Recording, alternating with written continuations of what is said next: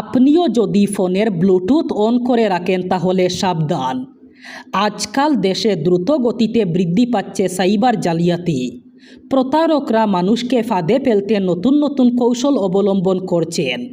এমন পরিস্থিতিতে এবার ব্লুটুথ ইয়ারবাড, স্মার্ট ওয়াচ অথবা অন্য কোনো ডিভাইস ব্যবহার করার পর নিজের ফোনের ব্লুটুথ যদি বন্ধ করে না রাখেন তাহলে এই অভ্যাস আপনাকে সাইবার অপরাধীর সহজ টার্গেট করে তুলতে পারে। বর্তমানে হ্যাকাররা ব্লু বাগিংয়ের মাধ্যমে প্রযুক্তি ব্যবহার করে আপনার ফোনের তথ্য সংগ্রহ করতে পারে। ব্লু বাগিং হচ্ছে একটা সাইবার আক্রমণ যা হ্যাকাররা ব্লুটুথ সংযোগের মাধ্যমে অপব্যবহার করতে পারে। যদি কোনো ফোন ব্লুটুথ বহু দিন থেকে অন থাকে তাহলে ওই ডিভাইসের উপর হ্যাকাররা আক্রমণ করতে পারে এবং সহজেই ফোনের তথ্য হাতিয়ে নিয়ে টাকা হাতাতে পারে। এই প্রতারণা থেকে বাঁচতে হলে নিজের এয়ারবাড, স্মার্টওয়াচ অথবা স্পিকার অথবা ফোন গাড়ির সংযোগ থাকলে এরপরেই ব্লুটুথ বন্ধ করে রাখতে পারেন। রেলওয়ে স্টেশন, বিমানবন্দর, শপিং মল, ক্যাফে অথবা ভিড় করা জায়গায় সবসময় ব্লুটুথ অন না করাই বুদ্ধিমানের কাজ। ই কমার্স কোম্পানি ফ্লিপকার্ট এবার খাদ্য ডেলিভারি ব্যবসায় প্রবেশ করছে। আগামী 15 আগস্টের পর থেকে প্রথমত বেঙ্গালুরুতে খাদ্য ডেলিভারি সেবা আরম্ভ করবে ফ্লিপকার্ট। এর মাধ্যমে কোম্পানিটি ইতিমধ্যেই নিজের প্ল্যাটফর্মে বেশ কয়েকটি রেস্টুরেন্টকে সংযোজন করেছে। সংবাদ সূত্র অনুযায়ী ফ্লিপকার্ট এই ব্যবসায় প্রবেশ এমন একটা সময় করেছে যখন ভারতীয় খাদ্য ডেলিভারি বাজারে এখনও পর্যন্ত জোম্যাটো এবং সুইগির আধিপত্য আছে।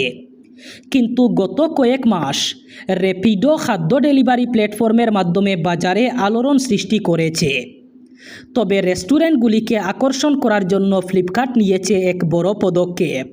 তারা জানিয়েছে তারা মাত্র 10% কমিশন নেবে রেস্টুরেন্ট থেকে। বর্তমানে জোম্যাটো এবং সুইগি সাধারণত রেস্টুরেন্ট থেকে 16 থেকে 30% কমিশন নেন।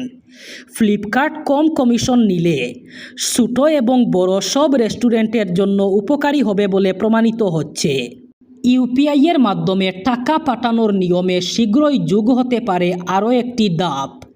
সন্দেহজনক অথবা তুলনামূলক ঝুঁকিপূর্ণ লেনদেন হলে অ্যাকাউন্ট থেকে টাকা কাটার আগে গ্রাহকদের মোবাইলে ইয়েস নো লেখা একটি অতিরিক্ত কনফার্মেশন বার্তা আসতে পারে। গ্রাহক স্পষ্টভাবে ইয়েস না বলা পর্যন্ত সেই পেমেন্ট সম্পন্ন হবে না। ইউপিআই সংক্রান্ত আর্থিক প্রতারণা নিয়ন্ত্রণে রাখতে ব্যাংকগুলি এই ব্যবস্থা চালুর প্রস্তাব দিয়েছে। প্রস্তাবটি ইতিমধ্যেই রিজার্ভ ব্যাংক অফ ইন্ডিয়ার কাছে জমা পড়েছে। অনলাইনে আর্থিক প্রতারণা ঠেকাতে নতুন নিরাপত্তা বিধি তৈরির অংশ হিসাবে এই বিষয়টি খতিয়ে দেখছে আরবিআই। প্রস্তাব অনুযায়ী প্রত্যেকটি ইউপিআই পেমেন্টের ক্ষেত্রে এই অতিরিক্ত অনুমতি চাওয়া হবে না। ব্যাংকের প্রতারণা শনাক্তকারী প্রযুক্তি কোনো লেনদেনকে সন্দেহভাজন অথবা ঝুঁকিপূর্ণ বলে চিহ্নিত করলেই গ্রাহকের কাছে অতিরিক্ত ইয়েস নো বার্তা পাঠানো হবে। অর্থাৎ একটি লেনদেন গ্রাহকের স্বাভাবিক খরচের ধরন থেকে অস্বাভাবিক মনে হলে টাকা পাঠানোর আগে তাকে আরও একবার সতর্ক করা হবে। গ্রাহক ইয়েস বেছে নিলেন তবেই পেমেন্ট সম্পন্ন হবে। শ্রীভূমির প্রবেশ পথ বদরপুর ঘাটের বেহাল রাস্তার চিত্র যেন এখন গোটা বরাক উপত্যকার সড়ক সংকটের প্রতীক হয়ে উঠেছে। রেলগেট পার হতেই জাতীয় সড়কের উপর সৃষ্টি হয়েছে বিশাল এক গর্ত। সেই গর্তের পাশেই দীর্ঘদিন ধরে দাঁড়িয়ে রয়েছে বিকল একটি ডাম্পার গাড়ি, ফলে যান চলাচল ব্যাহত হচ্ছে। এছাড়া রাস্তার বিভিন্ন স্থানে ছোট বড় অসংখ্য গর্ত তৈরি হয়েছে।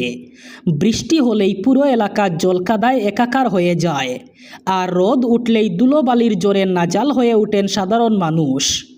ঘণ্টার পর ঘণ্টা যানজটে আটকে থাকছেন নিত্যযাত্রীরা। স্থানীয়দের অভিযোগ, সরকার এবং প্রশাসনের কার্যকর উদ্যোগের অভাবে দিনের পর দিন এই দুর্ভোগ সহ্য করতে হচ্ছে। বদরপুর ঘাটের এই করুণ পরিস্থিতির সঙ্গে যেন হুবহু মিল পাওয়া যায় কালাইনের চিত্রে। বরাক উপত্যকার প্রবেশদ্বার হিসাবে পরিচিত কালাইন বাজারেও জরাজীর্ণ রাস্তা এবং ভয়ঙ্কর যানজটের কারণে কার্যত থমকে গেছে জনজীবন। বাচ্চার পছন্দ চিপসের প্যাকেটেই লুকিয়েছিল মৃত্যুফাঁদ, আর যার জেরে প্রাণ গেল 5 বছরের এক শিশুর। কর্ণাটকের মাইসুরু জেলার হুনসুর এলাকায় একটি চিপসের প্যাকেটের ভিতরে থাকা ছোট প্লাস্টিকের খেলনা বল গিলে ফেলে 5 বছরের এক শিশুর মৃত্যুর অভিযোগ উঠেছে। এই ঘটনায় এলাকা জুড়ে ব্যাপক চাঞ্চল্যের সৃষ্টি হয়েছে। প্রাথমিক তদন্তে জানা গেছে শিশুটি একটি চিপসের প্যাকেট খুলে খাওয়ার সময় তার ভিতরে থাকা ছোট প্লাস্টিকের একটি উপহার সামগ্রী অথবা খেলনা বল মুখে নিয়ে ফেলে। পরে সেটি গিলে ফেলায় বলটি তার গলায় আটকে যায়। এর ফলে শ্বাসরুদ্ধ হয়ে মৃত্যু হয়েছে তার। ঘটনার পর হুনসুর গ্রামীণ থানায় একটি মামলা দায়ের হয়েছে। পুলিশ পুরো ঘটনার তদন্ত শুরু করেছে এবং প্যাকেটের ভিতরে প্লাস্টিকের খেলনাটি কিনা তাও খতিয়ে দেখা হচ্ছে। অনুপ্রবেশকারী সন্দেহে কেউ গ্রেফতার হলে তাকে সরাসরি পুশব্যাক। একাধিক বিজেপি শাসিত রাজ্য সম্প্রতি এই নীতি নিয়েছে, কিন্তু সুপ্রিম কোর্টে কেন্দ্র খানিকটা অন্য অবস্থানের কথা জানালো। নরেন্দ্র মোদী সরকার শীর্ষ আদালতে জানিয়েছে, কোনো বিদেশি কোন দেশের নাগরিক সেটা নির্ধারিত না হওয়া পর্যন্ত তাকে দেশ থেকে তাড়ানো যায় না।